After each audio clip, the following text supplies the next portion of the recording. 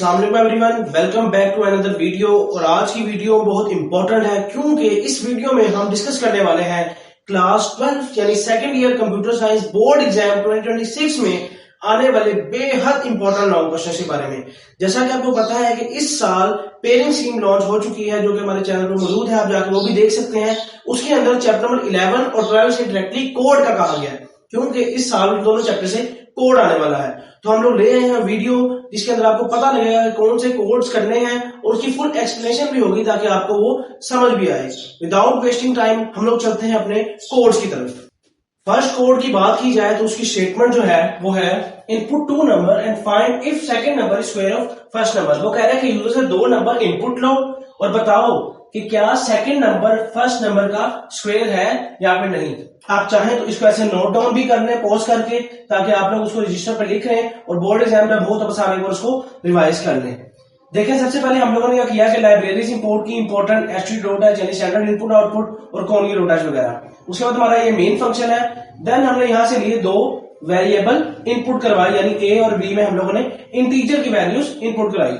Printf के through हमने कहा कि एंटर फर्स्ट नंबर और स्कैनफ के थ्रू उसको सेव कर लिया ए में। देन हमने कहा एंटर सेकंड नंबर और स्कैनफ के थ्रू उसको बी में सेव कर लिया।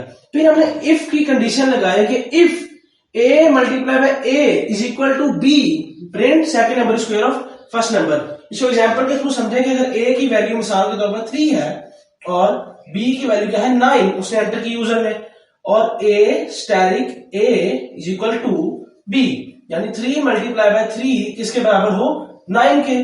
तो 9 इज इक्वल टू 9 तो क्या होगा second number square of first number. इस तरह से क्या होगा प्रिंट एफ में ये आउटपुट शो हो जाएगा। और अगर वो बराबर नहीं होंगे तो फिर वो कुछ भी नहीं शो करेगा क्योंकि इफ में हमारे पास एक ही रास्ता होता है अगर और दूसरी बात नहीं होती।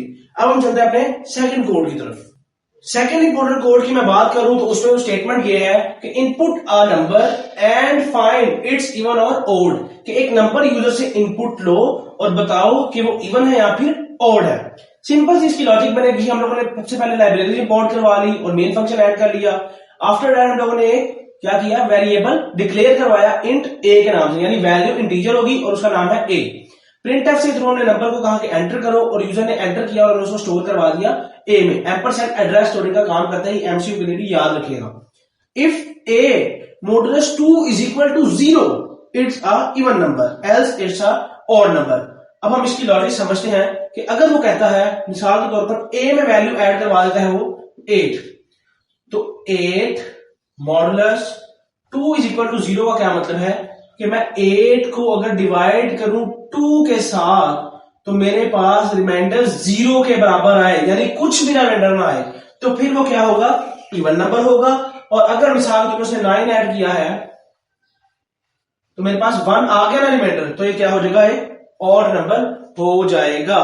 ये भी बेहद इंपॉर्टेंट कोड है इफ एल्स का। थर्ड प्रोग्राम की अगर मैं बात करूं तो वो मिलता जुलता है सेकंड प्रोग्राम से। अगर आपको सेकंड प्रोग्राम अच्छे से समझ आ गया है तो थर्ड प्रोग्राम आपको आसानी से समझ आ जाएगा। स्टेटमेंट की बात की जाए input a year and find its leap year और नॉट। वो कह रहा है कि एक ईयर इनपुट करवाओ और पता लगाओ कि वो लीप ईयर है या फिर नहीं है। तो हम लोग सबसे पहले लाइब्रेरी इंपोर्ट करेंगे मेन फंक्शन और हम लोगों ने एक वेरिएबल बनाया इंट ईयर के नाम से। इसके बाद हम लोगों ने कहा printf enter an year और परसेंटेज डी के साथ हम लोगों ने उस ईयर को सेव करवा लिया इस वेरिएबल में। देन हमने कहा if year modulus 4 is equal to 0 यानी जो भी आप ईयर ऐड करो 2004 2016 2013 उसको हम 4 पे डिवाइड करें और अगर रिमाइंडर 0 आए तो वो लीप ईयर है क्योंकि लीप ईयर हर 4 साल बाद 5वां साल क्या होता है लीप ईयर होता है। और अगर ना आए तो वो क्या है एक लीप ईयर नहीं है। आइए चलते हैं हम लोग अपने अगले कोड की तरफ। अब जो कोड मैं लेकर आया हूं ये इस चैप्टर का मोस्ट इंपोर्टेंट कोड है और समझने की 50% चांस है कि हो सकता है ये कोड आ जाए क्योंकि इस कोड में हम लोग इफ एल्स इफ जो है वो यूज कर रहे हैं और थोड़ा सा लेंथी कोड हो जाता है जिसकी वजह से ज्यादा चांसेस होते हैं कि थोड़ा सा लेंथी कोड आपको बोर्ड में दिया जाए। इसको हम लोग समझते हैं है बिल्कुल इजी सा कि इनपुट मार्क्स डिस्प्ले ग्रेड्स, कि आप यूजर से उसके मार्क्स पूछें और डिस्प्ले करें ग्रेड्स इस टेबल को यूज करें। याद रखिएगा अगर पेपर में कोड आएगा तो आपको टेबल दिया जाएगा। वो कह रहे हैं कि अगर मार्क्स 90 या 90 से अबव हो तो ए ग्रेड, 80 और 89 के दरमियान हो तो बी ग्रेड, 70 और 79 के दरमियान हो तो सी, 60 और 69 के दरमियान हो तो डी और बिलो 60 हो तो एफ यानी फेल। वैसे बहुत जालिम है ये, खैर हम लोग सबसे पहले लाइब्रेरीज इंपोर्ट करते हैं, #include stdio.h, उसके बाद हमारा मेन फंक्शन। देन हम लोगों ने कहा कि मार्क्स को इंट मार्क्स के नाम का एक वेरिएबल बना दिया। फिर यूजर से कहा एंटर योर मार्क्स, और स्कैनफ के थ्रू हम लोगों ने मार्क्स की वेरिएबल में उस मार्क्स को स्टोर करवा लिया। हम छोटी सी एग्जांपल से इसको समझते हैं ताकि अच्छे से समझ आए। मिसाल के तौर पर वो मार्क्स है 64 फॉर एग्जांपल, ठीक है। If marks greater than equal to 90, यानी 90 या 90 से अबव है तो ग्रेड इज ए, तो वो चेक करेगा क्या है 90 और 90 से अबव है, नहीं तो इस कंडीशन को वो छोड़ देगा। उसके बाद else if marks greater than equal to 80, क्या 80 और 80 से बड़े हैं, नहीं तो फिर क्या करेगा, इसको भी वो छोड़ देगा। देन चेक करेगा marks greater than equal to 70 है, नहीं तो इसको भी छोड़ देगा, नहीं। अच्छा खैर, उसके बाद एल्स इफ में वो चेक करेगा कि क्या ग्रेड 60 या 60 से बड़ा है, हाँ 60 से बड़ा है, तो ये कंडीशन ठीक कंसीडर होगी और हमारा ग्रेड इस डी आउटपुट में डिस्प्ले हो जाएगा। और अगर मिसाल के तौर पर ये होता है 59 भी, तो भी वो एल्स वाले को कंसीडर करेगा क्योंकि 60 से 2 मार्क्स कम है। ये रेंजेस आपको समझ आ रही हैं कि 80 या 80 से बड़ा हो, 80 या 80 से बड़े का मतलब है 89 तक।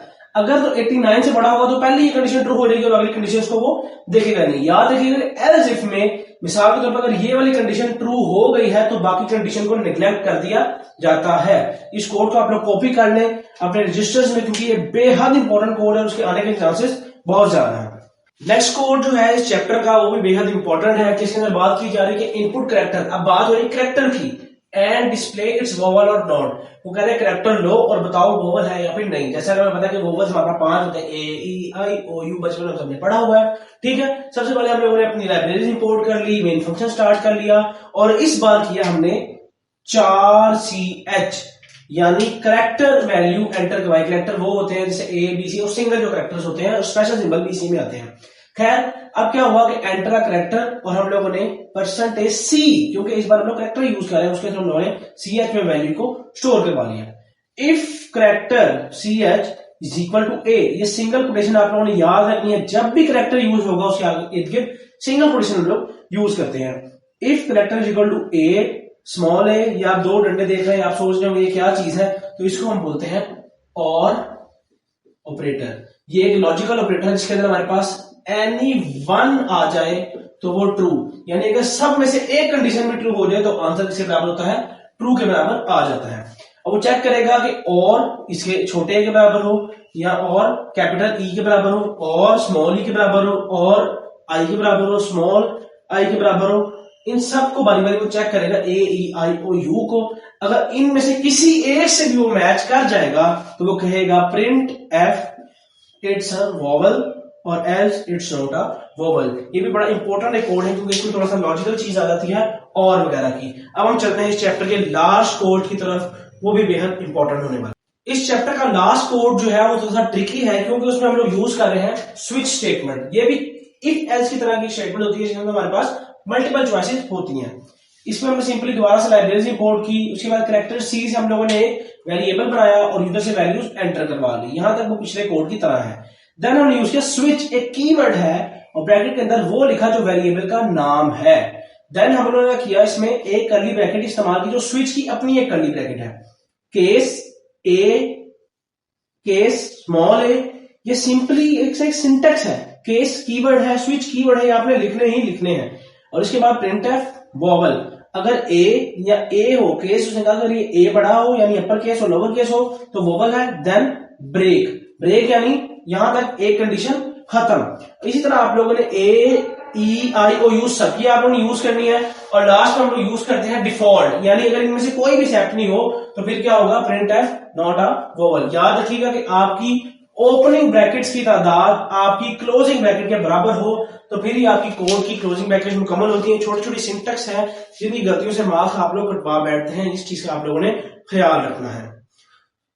तो ये थी हमारी आज की वीडियो जिसके अंदर हम लोगों ने बेहद आपको इंपॉर्टेंट कोड बताया है। 6 कोड है सिर्फ चैप्टर नंबर 11 के, आप इनको कर जाएं, इंशाल्लाह इसमें से एक आध आपको कोड जरूर पेपर में देखने को मिलेगा इंशाल्लाह। और हमारे साथ बने रहिए। अगर आपको वीडियो पसंद आई है तो चैनल को जरूर सब्सक्राइब कीजिए और अगली वीडियो आप लोग मस्ट वॉच कीजिएगा क्योंकि हम लोग उसमें अगला यानी चैप्टर नंबर 12 के तमाम इंपॉर्टेंट कोड्स विद एक्सप्लेनेशन लेके आ रहे हैं। थैंक यू वेरी मच, जरूर सब्सक्राइब कीजिएगा। अल्लाह हाफिज।